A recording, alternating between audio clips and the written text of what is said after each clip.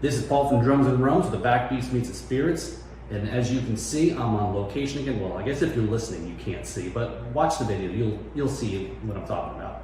So I'm here in Richland, Georgia. So I'm out of the traveling again, out to a location to meet our guests, which I think is the best way to do all this podcasting and having conversations with folks. And today I'm in Richland, as I said.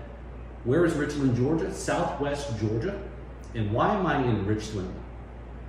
I'm here at a rum distillery, and I know you're probably thinking rum in Georgia, but we're gonna learn more about why we have rum in Georgia. And it's not just all about peanuts, right? I know that's what the... Nope. Yeah. Nope. So here on the podcast today, I am with Erik Vonk, owner of Richland Rum. So good morning, Erik.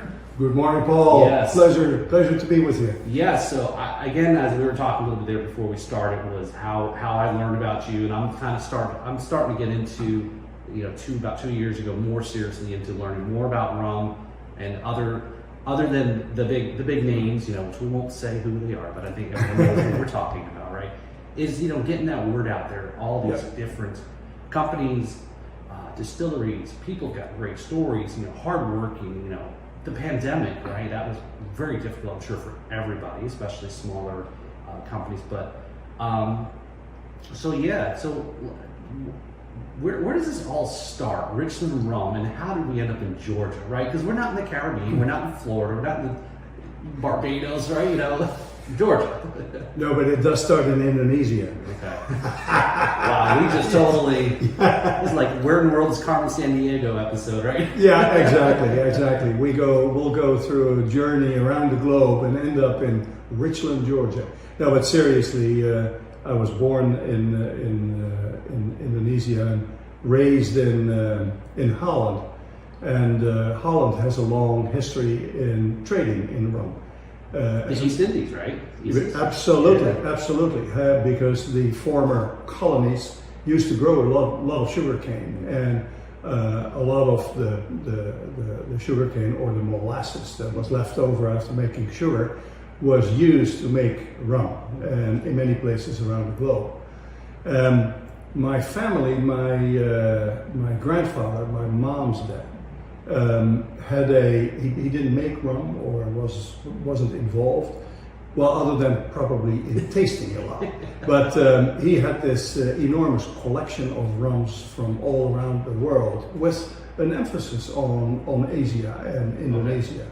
And they were all agricultural rums, and much like the rum agricoles we know from the French jurisdictions around the globe. There are a number of other areas that still produce and have in the past produced rum, not from molasses, but directly from fresh sugarcane juice. And Grandpa had this huge collection. He lived in an old house in Rotterdam. Tall ceilings and floor-to-ceiling shelves with bottles of rum and books about rum. And all of them were agricultural rums, all made directly from unrefined cane, and none of them from molasses. Okay. And that's how it started. Grandpa, even at a tender age, would raise a finger and say, "Rum is distilled waste," referring to molasses rums. And then start to pontificate about agricultural rums and how much better and natural they were, etc. And as I grew up, gave me an opportunity to understand through tasting and so forth what the differences are. Right. And sorry, I'm so long-winded, but no.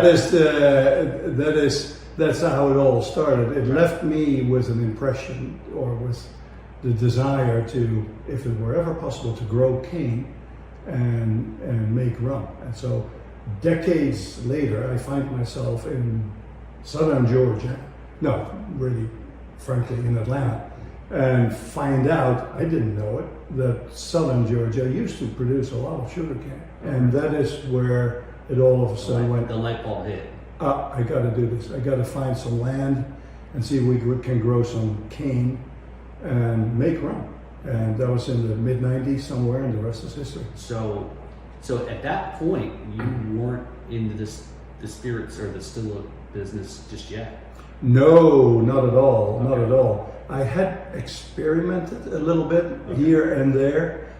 For a short period, I have lived in the Middle East where alcohol was not allowed. And so the only way to get some was by being resourceful and make it yourself. So I bought these huge bags of sugar and used a bathtub at home to ferment sugar and distill it in a small homemade contraption. But that's probably caused the brain damage that allowed me to go further later on. Yeah.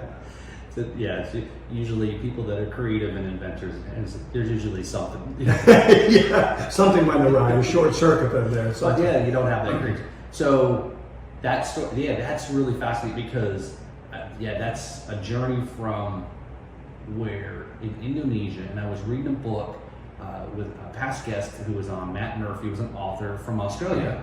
He wrote a book about how rum in Australia, the colonization of how rum was so involved, and he talks about in the intro was how it started here, it traveled and made it through to the Caribbean, and so it's not just as we said, it's all about the Caribbean. It's a lot of people don't realize that it's very global. Oh, now, granted, where can you grow the cane versus distilling, and I'm always interested to find out another state somewhere that's making distilling spirits and distilling rum. But of course, it always got to come back to where's the rum from and so forth. Yeah. I think the most known varieties are probably cachaça from Brazil and arak from Indonesia. Arak, sometimes you find arak that's pure, has a pure sugarcane juice basis.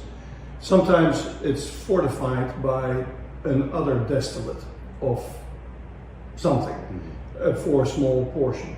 But Indonesian araks have been produced in the past by very large volumes, have been part of the world's currency. A barrel of rum was a denomination of currency, right? In many cases.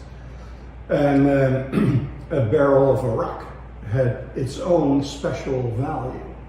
It's a very interesting. Yeah, in that book they talked about how it was such a problem, sending all the criminal colony in Australia and all the rum and that the amount of drinking that was involved that some people would trade their spouses for. I know my wife would be happy about that. So that's why we're stacking up more and more barrels of rum in the barrel house to see if there's currency enough at a certain. Don't tell. Yeah. So you landed in Georgia there, and you learned about that something was going on here in Southwest Georgia, and that kind of sparked the go further. So what then happened next? Well, let me first tell you, because it's kind of funny. It all was by accident. I hate to admit this, but we had been living for a couple of years in Atlanta, not knowing that the Georgia climate and topography allowed to grow rum. And it's kind of deceiving because Atlanta is on average around 1,500 feet above sea level, which I didn't know. But as soon as you start to drive south or east from Atlanta, you start to descend to sea level. And in the short distance, the little over 100 miles from Atlanta to come here, you go down from 1,500 foot to about 200 feet above sea level here. So the climate here is actually different and allows you to grow sugarcane. As soon as you would go maybe 50 miles north, just past Columbus, you're all of a sudden at a topography, an altitude that won't allow you to do it anymore. So anyway, long story short, one day literally on a rainy Sunday, we were driving in this area, in the fall, and driving past a little stand along the road, there's a guy who was making and selling sugarcane syrup, and drove by and said, "Hey, there's a guy making sugarcane syrup." And it took a little bit to wait a minute. Sugarcane syrup. So we pulled a Yui and ran back to him and stopped and said, "So you're making sugarcane syrup?" And you could see this guy, you know, his eyes started to roll a little bit. Oh, here's another city dweller, you know. I said, where do you get the sugarcane? And he has this patch of sugarcane right behind him, and so he points behind him and goes, "Duh." Like pointing at the sugarcane behind. So, and that was frankly my discovery of the fact that sugarcane does grow here, and then immediately started to talk to people and do some research, and found that the area here actually used to produce a lot of sugarcane. By the late 1800s, early 1900s, there were tens of thousands of acres in sugarcane right here. Wow, that's so. What happened? Why did it change? Why was there a change? Do you know? Yes, of course, the climate doesn't. We're not in the tropics. Mm-hmm. Sugarcane is a tropical grass. Right. Ideally has a growing cycle of about 14 months. At 14 months, sugarcane stalk reaches its ultimate adulthood, has most sugar content and most volume in juice. Here, you cannot grow sugarcane year round because we have seasons. We have a winter, although it almost never freezes. Sugarcane will die. One night of frost is enough. To make a long story short, we plant sugarcane is planted here in the fall, only to get out of the ground by October, November, Okay. and to freeze off often in December, January, but it won't kill it usually, at least not the root system. So come February, March, it will regenerate and grow through November.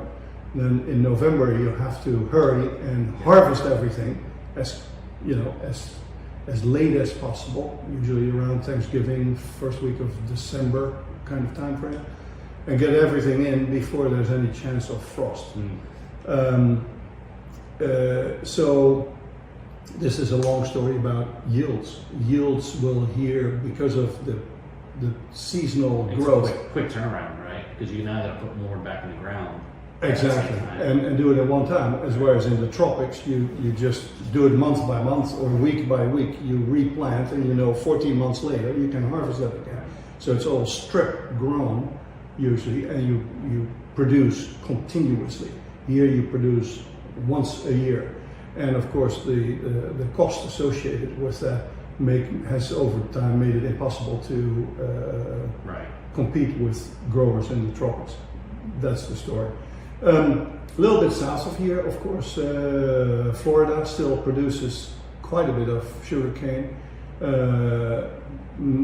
Going west, Alabama, Mississippi is all gone, but Louisiana still has quite a bit of cane, but it's struggling. Yeah. It's struggling to make sugar. Here even in Louisiana, it's not worth it. No. Yeah. So it was grown, but never really took off because of the challenges. As you said, it wasn't worth it. That's right. Opposed to other produce or other things that we grow. So correct. So yeah, that was I was even surprised traveling again. Florida is definitely could be like, as we joke about, probably different states, or it could be a different animal. South Florida, the Central North Florida, even the Panhandle. And I was surprised that I didn't know, and I didn't grow up and was born in Florida, but that even how there was cotton actually grown in Florida too. I didn't know that, and it happened to travel through. And so again, there's an assumption again, like cane, right? Yeah. It's Georgia, so. Yeah. No, so that is, over time it has become very difficult to compete in world markets. Mm-hmm. And you see now that the large producers in the world are probably Brazil, India, the Philippines, Indonesia is still very large, and others, but Australia is still a producer. So now you've met the guy. You now know that it can be done here. So yeah, we that's where that inspired a search. At that time, this is in the mid '90s or so, still in printed newspapers, the Atlanta Journal, and we used to use Sunday morning. Had to look at the classifieds, right. land for sale in the Atlanta Journal. And found at a certain point a farm called Sugar Hill Farm here in Richland, Georgia, and we said this is an omen. That's it. And we ended up buying it, and then of course the journey started. Of course, it had to be done at night and weekends and full-time other work as a hobby, and planted a quarter of an acre and did so with it, and the next year half an acre and did a little bit better, and then a year later a third of an acre, and a frost got it and killed it all and had to start over, and that is how we learned and got a little bit of a hang of it. And we have a couple of hundred acres now. Yeah. So is now I know I'm going to go take a trip down to the farm a little bit later. But is this the farthest north sugarcane is grown in the U.S.? Yeah. Okay. Technically not, because if you go east from here up the coast, the Georgia coast, and then into South Carolina, and even into the southern part of North Carolina, immediately along the coast, sugarcane has been grown, and there are still same as here, small patches. Someone who has an eighth of an acre to make some syrup at the end of the year. But so technically that is a little bit further north than here, a little bit. But the answer to your question is yes. This is where it stops. So now you're producing sugarcane. Now what do we do with it? Yeah, harvest. Needless to say, at the end of the year, usually, as I mentioned, somewhere between Thanksgiving and the first week, maybe second week of December, crush immediately from the field, send it into a crusher, and from a crusher into an evaporator. You have to either ferment your juice immediately, as in within hours of crushing it. Otherwise it will go sour on you. It will self-ferment. A sugarcane stalk, I don't know whether you've seen them up close, you have, but they often have a powdery substance on the outside, white grayish. That's yeast. Those are natural yeasts. And so as soon as you crush them, you mix those in. Those are not the right yeasts to get the kind of fermentation that you want for rum purposes. You get more instead of a good sugarcane wine, you get more like a vinegar. And that's why this is, it's sour. It happens that the fermentation process starts immediately. So you either have to introduce the right yeast, or you have to condense it to syrup. Apply heat, let water evaporate, and condense it to syrup. And this is where it gets confusing, because the words syrup and molasses are used interchangeably. Right. The difference is very large. Syrup is condensed juice just by applying heat. And molasses is what comes out of the back end of a sugar factory. The molasses is sugarcane syrup, out of which, or in which, many of the natural sugars have been combined to sucrose, the sugar that we buy, and has then been extracted out of the syrup. What's then left over is molasses. It's a byproduct of making sugar. That's just said your grandfather said right there. Distilled waste. Yeah. Yeah. So, So going through that process, now you've also, so you said as a done some of your own at-home distilling. Right now you have sugarcane, and how do we now transfer into the distilling process? Yeah. So what we do when we harvest and crush, whatever we can ferment physically possible out of everything. There's about 2,500 gallons of juice that come from an acre.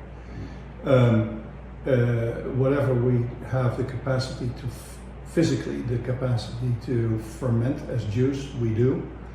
The rest is condensed to syrup, and the syrup is what allows us to bridge harvest season to harvest season. The syrup is stored, and the syrup is in our case we condense it to about 80 bricks, so it's almost all sugar. There's hardly any water or other medium left. It's all solid. Right? It's very thick and solid, but it's natural. It's unaltered. It hasn't seen anything other than a little bit of heat, and that is what we do during the year: ferment and distill, and then at the end of the year replenish and start over again. So that is what happens. So needless to say that November, December are the busiest months for us, is then we have to A, harvest, B, crush, C, ferment, and D, make syrup. So yeah, it's an ongoing cycle. Yes, sir. It's, farming sugarcane in and of itself is like a very demanding enterprise. Distilling rum in and of itself is like a fairly demanding enterprise. Combining the two is like insane. It is. That's why no one is doing it for years and years and years. We have been the only, what is referred to as a single estate producer, and everything from field to glass happens in one place. And there's now a single estate producer since 4 or 5 years or so in Hawaii. Okay. So there are the two of us now in the United States of America. But for many, many years we've just been the only one. And very understandably so. The barrier to entrance is very high, and you're combining two things that you shouldn't combine. Right, because it's very, maybe as you mentioned in the Caribbean, right? There's a lot of those that they have their own farms, they have their own, production and everything, but the barrier to entry is, as I've learned over doing this and talking to folks is, I always just figured everybody who had a rum brand or something in the shelf was everybody had their own distillery or owned their whole thing until I learned. And again, I learned so much more talking to my guests and learning, whereas now there was also contract distilling, because it was a huge barrier to entry to own your own distillery. Yeah. And then as you mentioned, then if you own a distillery, then there's a huge barrier to entry to own land and grow, and there's a whole nother level of it, whereas you can buy.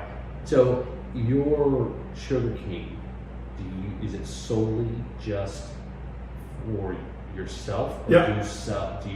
So nobody else? No. You sell? Okay. And it's all used to make our rum, and no other purposes. We sell some of the syrup here, as almost rum, branded Richland almost rum. But further, no, there are no other purposes.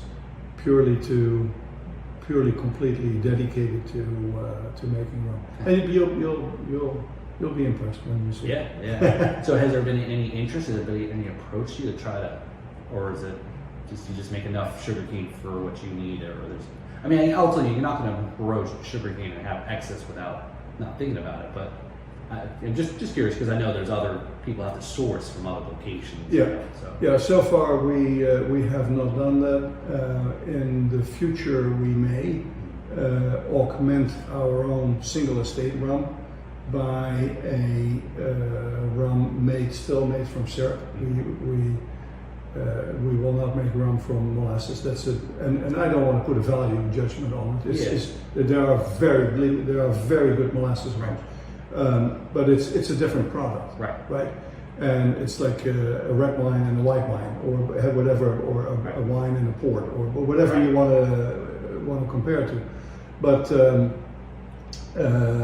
at some point in time, it will make sense for us to continue to have an exclusive single estate set of expressions, and maybe augmented by rum that is made here by the same people, the same way, and so forth, but from syrup, not molasses, from syrup that we buy somewhere else. Okay. And there are very high quality syrups available, even nearby in Louisiana. We know a number of producers. We know a number of sugarcane processors who make sugar. And over the years, we've talked to them, have had samples, done tests, and so forth. It's the pure, real deal. And there are a number of small distillers, in particular in Louisiana, who use them. Mm-hmm. Of course, yeah, good quality stuff. Right. So, this distillation process, you then have everything here. We're here in downtown Richland, and everything, your barrel houses, and then distillation happens here. So these are some of the products that you have. So you would talk about a little bit about some of the. Yeah, absolutely. It is. The beauty is you see 5 bottles here, but it's one rum. We only make one rum, and of course, rum directly from the still is clear. Virgin rum has no color. Whatever color has been imparted on aged rum has been imparted by barrels. It's oak and oak tannins that cause that. So what you see here is one product, but aged in 5 different ways. Not aged, straight from the still, virgin rum. As a matter of fact, as you know, we have a second distillery in Brunswick, Georgia, which is a replica of this distillery, only it's not in the building here, it's down the street in Brunswick, but the farm supplies both. We have the same distilling equipment, use the same recipes, everything is the same. Most of the unaged rum, or what we call virgin rum, is produced by our Brunswick distillery and is labeled virgin coastal rum, as whereas the aged version of the same rum is labeled Old Georgia rum. Same thing, but unaged and aged. Now, 4 different ways of aging. The first one, straight up and down. This rum is, 6 to 8 years later from a barrel is this rum. We offer in most or in all of our expressions the option to buy the rum diluted from still strength to 86 proof, or from barrel strength to 86 proof. And what you see here is virgin rum in a blue label. It's been diluted to just using Georgia aquifer water, diluted to 86 proof. Aged 6 to 8 years, diluted to 86 proof. Aged 6 to 8 years, bottled at cask strength, and has, the sequence is, it's the one closest to you with the black label. is the same as this one, Okay. 86, and that is foolproof. And if you can probably read the little label there, and yeah, underneath it, it will say on there what the proof is. Okay. 110. 110. There you go. Yeah. So differences in aging, and I will quickly summarize these two. These two have been subject to a barrel exchange. Mm. In both cases, we have selected 3-year-old barrels. Virgin rum has been for 3 years in a barrel, and we pump the rum out of the barrel into a brand new one. Mm. And in this case, we give the wet barrel, which has had rum in it for 3 years, to Chateau Elan, north of Atlanta, a wine producer that also produces port wine. Mm. And Chateau Elan ages their port wine in our rum barrel for about 18 months. After 18 months, they bottle the rum and give us the barrel back. So now the barrel has had rum in it for 3 years and port wine for 1.5 years. And we match barrel for barrel the rum that was pumped out of it into a new one and pump it back into it. Oh, the original, the same. The original, Okay. so the original rum has been for 3 years in its own barrel, then for 18 months in a new one, and then it gets reintroduced into its own barrel, which has had port wine in it. How crazy can it get, right? And then we let it rest for another 2 or 3 years, allowing the barrel to exchange aromas between the rum it has had in it in the past, the port that it has had in it, and the rum back in it, giving an aroma profile that's just to die for. It's just fantastic.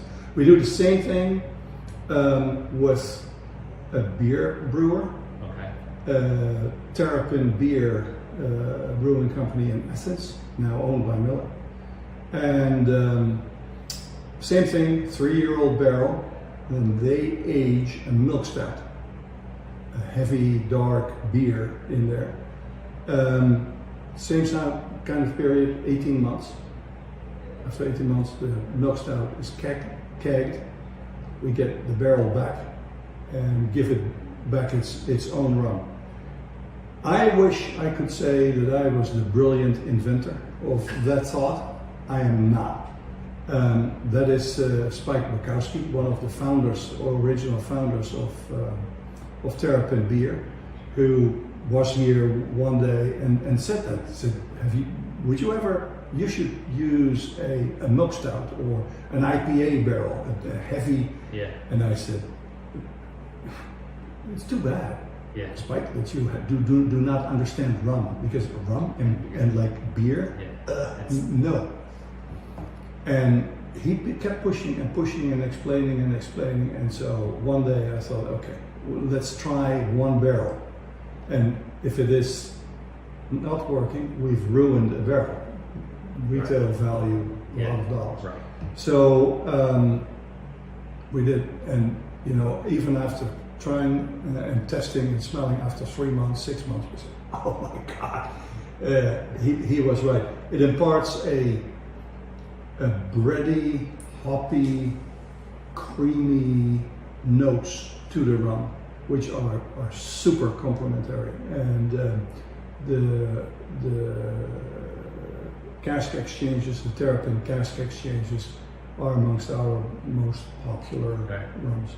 Yeah. And it's great that it is, and I'm sure this is done for this reason, is these partnerships with both the wine company, and again, what was the name? The Chateau Elan. Okay, Chateau E-L-A-N, yeah. And then Terrapin, that they're Georgia. You're all a Georgia company, yes, right? Yeah. This is all about Georgia, and the products here are all made here, and so on. It is, and it's been very gratifying. There is at Chateau Elan a top-notch world quality winemaker, a fellow by the name of Simone Berghesi. He's from Italy, and Chateau Elan have, after years and years and years, been able to recruit him, and he's the one who helps us with the barrel exchange there, and gives us the privilege of having access to his knowledge and his guidance as a leading winemaker in the world. Yeah. Yeah. There's a lot that, and I had on recently a guest who involved with, and I know I've had some folks that, and I'm trying to stay positive here, is kind of what we're all keen about, but what I'm getting to is there's sommeliers, right? And then there's been a form of rum lineage, right? And I've talked to a lot of guests that I've had on that are sommeliers, or they have a wine background and so forth. And that tasting aspect is really important. It is. Yeah, to understand some of those different things about it is. And what may go together, right? Yeah. Because like you said, may not have initially thought of it, but Spike kind of had an understanding of what it could be. Yeah. Yeah. In that case, as a beer maker, but your observations about sommeliers is a very good one, because in contrast to starch-based products like whiskeys and vodkas, of course, this is a natural sugar-based product, is really a cognac or a brandy, right? When you distill wine made from grapes, you get brandy. If you happen to do it in the Bordeaux region, it's called cognac, right? But brandies, although there are brandies and so forth, but a pure brandy, is a distilled wine made from grapes. This is a distilled wine made from sugarcane juice. So the connection between rum and brandy is very close as distilled wines. And then on the other side, you have all the distilled starches, like whiskeys and tequilas and vodkas and etc. And where, of course, you start with the starch, then convert the starch into sugar, and then ferment the sugar into alcohol. We, brandy and rum makers, start with sugar and ferment it and distill it. And that's why this is a more direct and more natural product. Many of our big fans are cognac and high-end brandy drinkers, who enjoy this as in a similar fashion, out of a snifter and as a cordial after dinner. So do you have a lot of folks that either have come through here, stop in, or maybe at events you might be at where they don't know who you are, and very similar, like the bourbon drinkers and the whiskey drinkers who have a certain level, and they find out. And there was a story about another company that had done some blind tastings with bourbon drinkers, and they couldn't believe they were drinking rum. Yeah. Right. So very probably similar with with the brandy drinkers, right? Very similar. We have done that often and continue to do that here often. Having tastings and have 5 tasting glasses, and one of them is a bourbon, or one of them is a brandy, and we ask the experts to pick them. In many cases, they don't. They pick a rum, and it is even the other way around. We've been naughty and have had bourbons, and at least that's what the drinker thought. And we asked them to pick their favorite, and in many cases it's the rum. So it. By the way, people come here into Brunswick to the distilleries because of you and people like you who make the effort to allow people to learn Right. about the spirit and give it context and color. And with that, that is often an impetus to say, oh, now I want to see and experience the real thing. Right. Yeah. Yeah. So thank you. Absolutely. Yeah, no, and like I said, I've been dying to come up here for the longest time to do this, and been trying to figure out how do I do a swing through up from Florida and a couple other stops along the way, and I got some other guests that I'm trying to figure out in the North Carolina area, right? And it's like, how do I make this road trip? And again, like I said, if Discovery Channel or Food Network wants to, put a show on, I'm all for that, so I can road trip. And again, I do have a day job and mortgage and all these other things and family. But yeah, no, I totally, I enjoy, having folks, owners, brands to come in and tell that story, and they can at least get it out there. So definitely, thank you. So yeah, it's getting the word out, right? Because it's, as we were just talking with our guest yesterday, we just taped an episode with an independent drum maker, and how does he get out there in front of all the other big names, the mass marketing, and to kind of get out there and let people know, hey, there's some good quality stuff. Yeah. He's a little guy, but how does he crack into that? And very similar too, right? In some of the, And it in our experience, it reinforces each other. Right. If we continue to send people to your links and your podcasts, that sort of reverberates around, and it really works, and it brings people here. Yeah. So you mentioned Brunswick, right? So at some point, I know that's a couple things that you offer with Richland, whether it's here in Richland or in Brunswick. So what are some of the things that folks can, that are maybe passing through here in this side of Georgia, or also passing through, hey, they're on the way up I-95, and instead of stopping off at south of the border, which really isn't really, I know when I was a kid driving up and down I-95, south of the border was always, the signs. I think there's always the signs that made it more, and then you got there like, oh, this is it. No offense. There goes that sponsorship.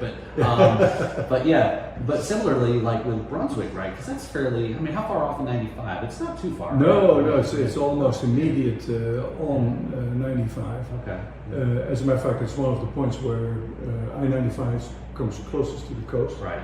And there's a number of exits that take you immediately to downtown Brunswick, and we are right in old downtown Brunswick on Newcastle Street. And there's a complete distillery there, like we have here.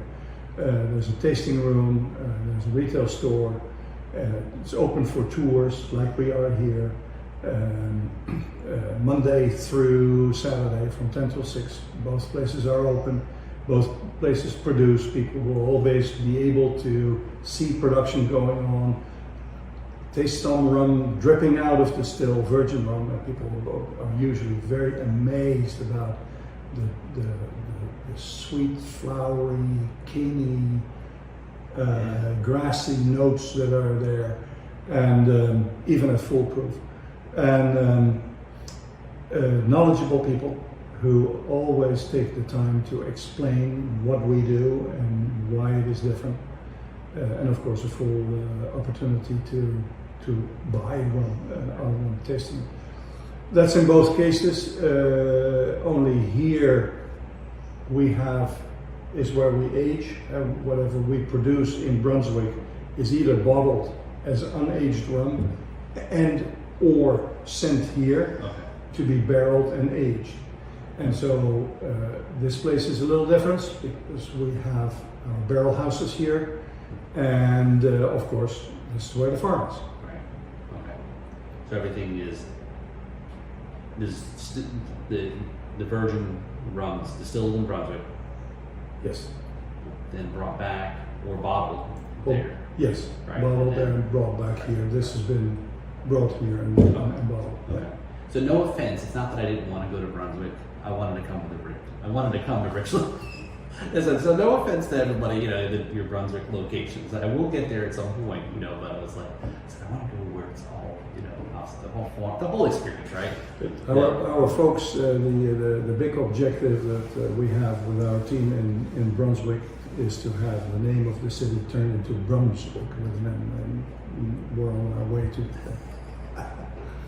So also here as part of the farm is a little bit down the road, and throughout I think it's mostly in the fall, right? We have some other events there, Yep. tours of the farm, and there's a couple of different. You can talk a little bit about some of the, so if somebody wanted to come out to the farm and experience a little bit more longer tour, Yeah. some of those things. We first and foremost, it is advertised on our website, richlandrum.com, where we in the fall have no fixed programs, but have programs where it is possible for people to come and visit the farm, tour it.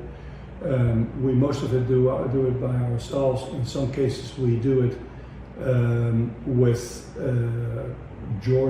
other Georgia partners. Like White Oak Pastures, a producer of meats, but in a unique, all natural, free roam environment. They are very high on education and sharing of knowledge and arrange tours. We do that here, and sometimes we collaborate with producers like that, give people an opportunity to visit both places. Unique, local, pure agricultural, sustainable, high-end stewardship places. The farm is definitely an example of that. White Oak Pastures is another good example. But so yes, in the fall, primarily we have events. They are on the website. Okay. For anybody interested in experiencing the unique way in which this product is not produced but crafted, I should say. Yeah. Is always welcome. Yeah. Okay. Now there too, on the farm, this is something my wife was, when I told her, was we have a sanctuary too? Yes, we do, which makes it extra special. An important portion of the farm serves as a sanctuary for wild mustangs. The wild mustang, which is, there's no more important icon for freedom in America than the wild mustang, which roams free primarily in the western states. Is a little bit of a victim of overpopulation as we all encroach more and more on wild lands.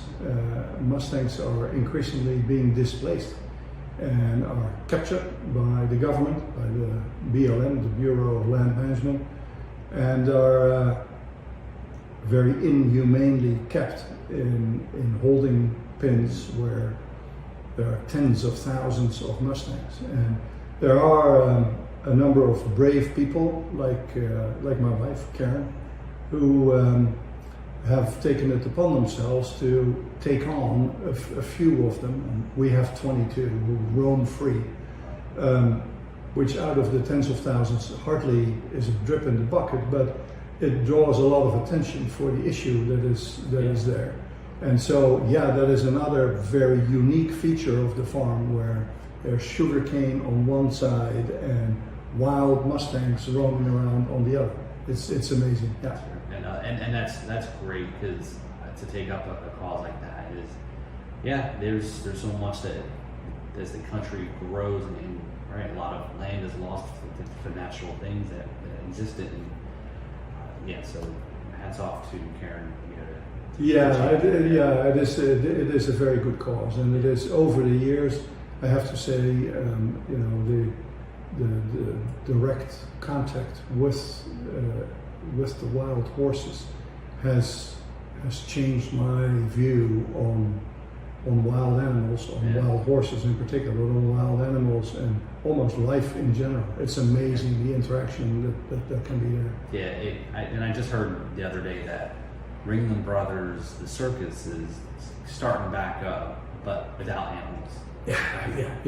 And so I'm sure a lot of folks that grew up remember those things, but at the same time, it's like just because we used to do it doesn't mean we still do it. Exactly. Right? I mean, Exactly. I mean, go to a zoo and other places that the circus may not be the same luster. But then again, we have the internet now and all these other things that you didn't have when we were younger and so forth. But and of course, people didn't know any better. But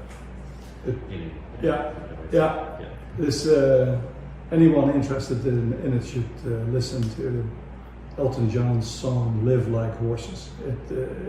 It represents both in copy as well as in emotion everything that freedom stands for. And when I see our own wild horses, that's it's a little like you, right? There's a wild horse right here. Only it drinks rum. There you go. So now I know you just recently, and I know it may have been a couple of years ago, but I just saw the recent post, and I know it wasn't so recent, but you had received an award from the Georgia Congress or the state. Yeah, we've been blessed and fortunate to be recognized. We've been recognized in many ways, and fortunately, definitely by the state of Georgia, who have a number of consecutive years recognized us as one of Georgia's fastest growing exporters. A significant percentage of our product is exported. And that has been recognized by the state of Georgia. Also, the help toward, or the inspiration toward legislative changes. It isn't that long ago that you could produce spirits here in Georgia, but you could not allow anyone to taste them or to buy them. And we've had when I started as the first one technically since Prohibition there has been one distillery near Albany called Phoenix in the 1980s, and it produced whiskey, vodka, and everything. Lived for 5 years or so and disappeared, went bankrupt. And then in 1999 we started, and there was no one else. Right. And also the Georgia Department of Revenue did not know how to handle this. Since then, the relationship with them has been very close, and as we started to grow, we've asked a lot of attention for the fact that here we are in the United States of America, land of the free, where an entrepreneur in alcohol is not that free. And the Georgia legislature has picked up on that in a major way. As a matter of fact, you can see here an article, Karen, from when dates this? 2020. 2020, where we are recognized as economic development, exports, job creation, international awards, etc. As a further now initiative by the Georgia House of Representatives to take also spirits production to the 21st century. Yeah, right. Yeah. You know, and so we're very proud of that interaction that has led to very tangible results. There are now, I think, 25 or 30 distilleries here in Georgia, and not very long ago that would not have been possible. Right, and that's it's crazy, right? Is Prohibition was so long ago, and then when you started the company, 2011 or sooner? Really in 1999, Okay, but okay. yeah, but around 2010, we have started to sell aged product. And how the rules and it's very common. It's talking to other folks, and you probably know this, especially when I talk to the folks, distillers in Florida. A lot of the towns and the cities or the counties or the local governments just didn't know how to deal with it. But some of that craft brewing had, that was a big thing in the early 2000s, and it kind of helped pave the way for some of it. But then still, spirits is a little bit treated a little differently, right? Still is. Than beer, right? For obvious reasons. That's great. And again, to your point, this is the land of the opportunities and so forth. And here you're a legal business and so forth, but how to make it easier for businesses to pursue, and especially small business, right? It is it is really a tragedy to see that a system that has been designed in the 1930s, the three-tier system, the infamous three-tier system, right, still exists. Yeah. Wake up, country, we're in 2022, and as a producer, not to be able to sell directly to a retailer, which still is not possible. You can sell a little bit now directly to consumers. Anyone who comes into the store can buy something. We cannot send anything to anybody. Right. We cannot sell to retailers, either bars, restaurants, or wine and liquor stores directly. You have to go through a distributor by law.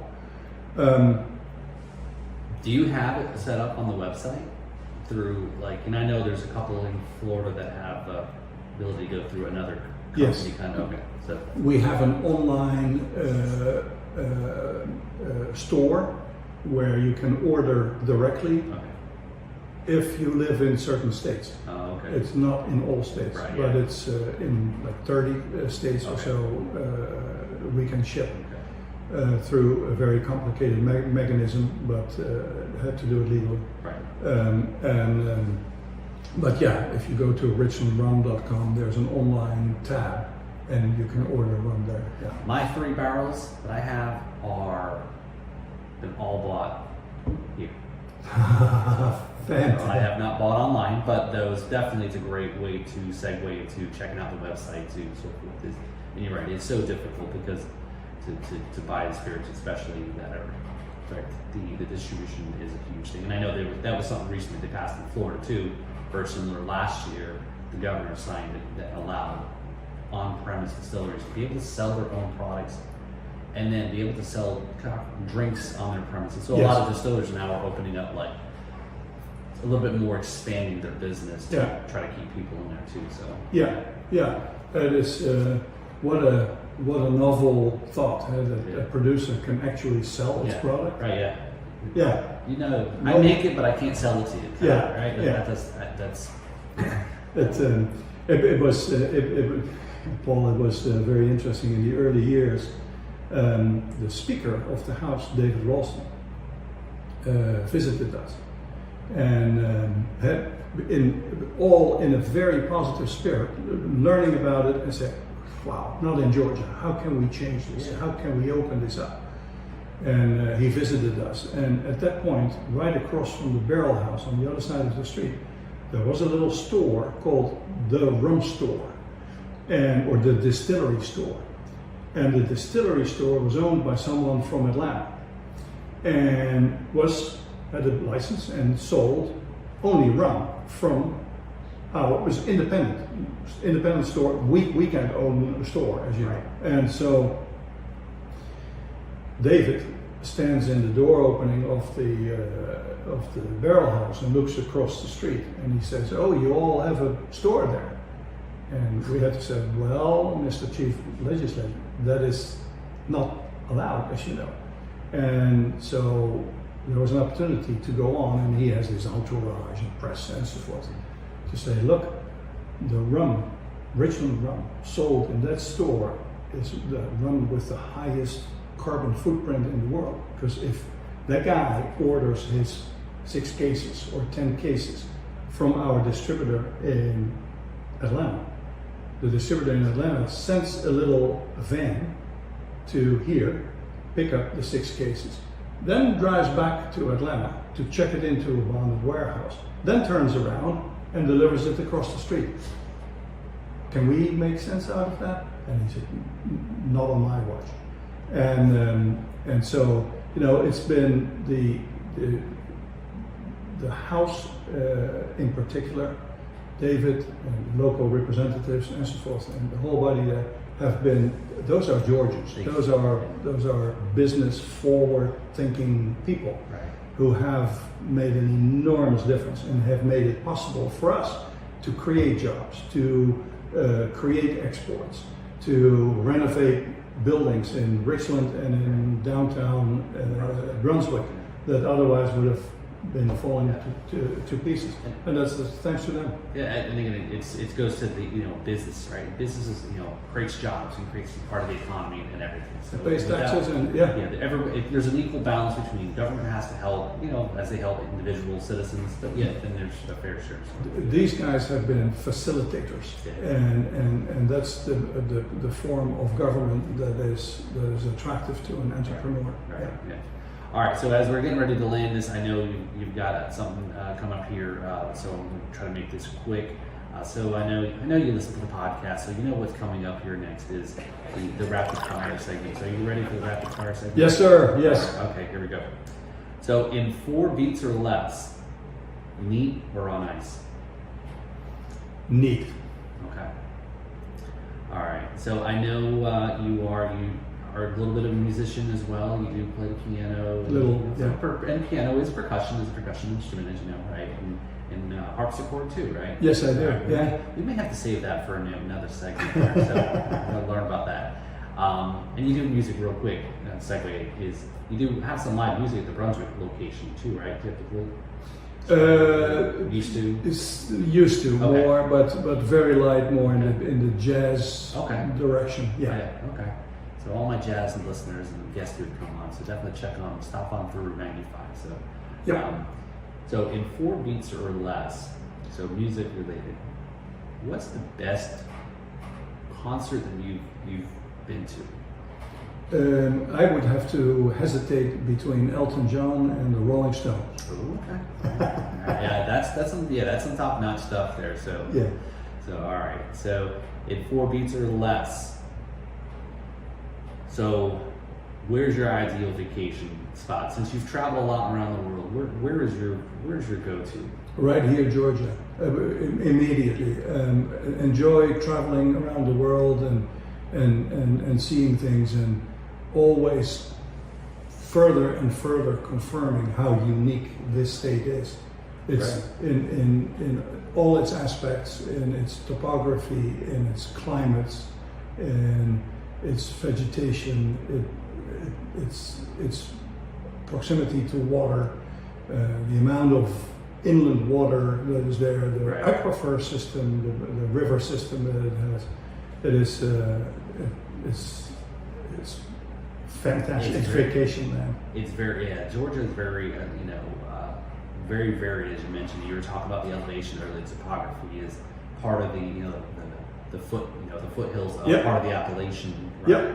And then you go to the coast, and then so it's there's a lot of great places here. So visit Georgia, right? So visit Georgia. That is absolutely, and I mean that from the bottom of my heart. Yeah, that variety between the coastal or the mountains area and the Piedmont and the coastal plains. There's such a variety. It's beautiful. All right, so last one here. So in 4 beats or less, knowing what you know now, what would you do different? Nothing. No, absolutely not. Have enjoyed this and enjoying this tremendously. I'm itching to continue to improve the product. Constantly have new ideas.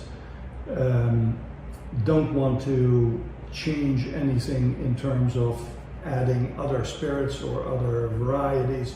but just improving on what we have. An all natural rum made directly from unrefined cane with 0 additives.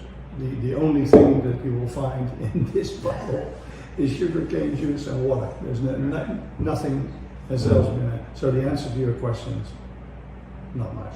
Okay, all right, well, fair enough. So now that you've made it through the podcast here, and our part of our ceremoniously here is you've now been part of the Drums and Rums alum there. So there you go. Fantastic. So now as I call it, right, everyone's part of the Drums and Rums alum. So you've joined the illustrious many musicians and other folks in the rum industry as well too. So thank you for so as you mentioned, Erik, is what do you want folks here? Here's the shameless plug part. Here's the promotion part. Is tell the camera there. It says, what do you want folks to check out? Please, first and foremost, check out the website richlandrum.com, and or if at all possible, guided by the website, visit either the distillery here in Richland and or the farm, or come and see us in Brunswick. Do it. Whenever there is a chance, you will learn a lot about what we have been discussing, and you will find very knowledgeable, very friendly, and very knowledgeable people to take you on a journey there. All right. Well, very good. So, like I said, I know you've got some stuff to do, and I appreciate taking the time this morning. Let me come by, and thank you for hosting us here. I will wear this with pride. Thank you. Yes, so you got it, Erik. Thanks. All right, all. Thank you all. This is, like I said, you're going to have to watch more of the content, though, because I'm going to go see some more cool stuff. So follow the other content we've got there. Thanks, sir. You got it. Thanks, Erik.